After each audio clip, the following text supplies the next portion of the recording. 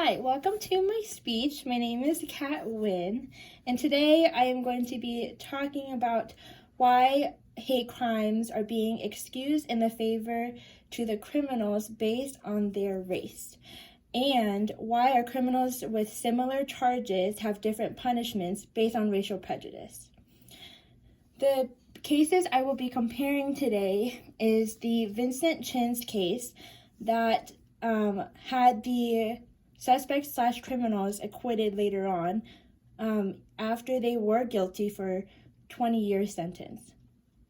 And the second case is the Atlanta shooting with the infamous quote from the officer stated by the suspect of having a bad day that day. First off, to compare the cases, on June 19th, 1982, Vincent Chin was very pertinent to today's hate crime occurrences and even back then. It was stated after his brutal murder with a bat that blood, spinal fluid, and cerebral matter pooled under his body. This was stated in the article Embracing Mistaken Identity by Frank, and it explains how Vincent was brutally murdered, but the suspects were acquitted and were only charged for second-degree murder, not first degree, which a lot of people thought was very controversial. Now, repeated to today in 2021, the Atlanta shooting was very similar. They excused the suspects' actions that they weren't racially motivated, which was stated by an officer as well. And this was in the article Silent No More by Lang. These two cases were very similar but were spaced in separate years apart. But it is very devastating to know that the repeat of these actions are occurring currently now and hasn't changed in reform from the enforcement or the judicial system, and that there is a very clear underlying racial bias based on these cases. College students in the article Campus Racial Incidents, Hate Crimes, and White Male and Female Student Racial Attitude by Gary Bay et al.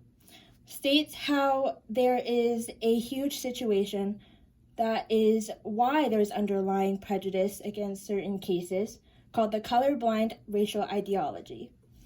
This basically means there is a denial that racism is a pertinent issue or social issue among white people.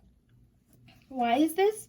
Because there is an interest socially and economically maintenance of their well-being and their privileges, and that's why they are in denial, to keep their privileges and maintain their well-being overall.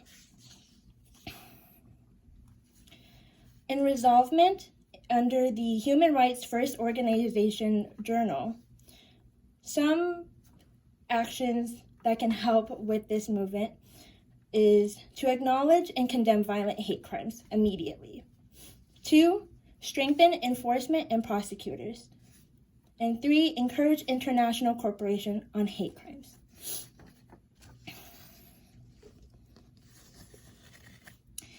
In conclusion, it is a difficult controversy on how hate crime cases should be processed, or any cases, without bias or prejudiced opinions.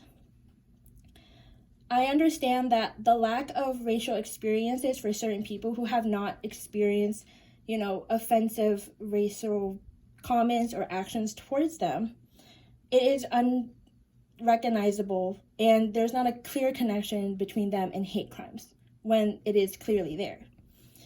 So to help improve this, it is important to conversate and to learn and listen to other people who have experienced racial offenses towards them and their life, so that we can create a more change and a bigger movement in today's society, especially with this issue.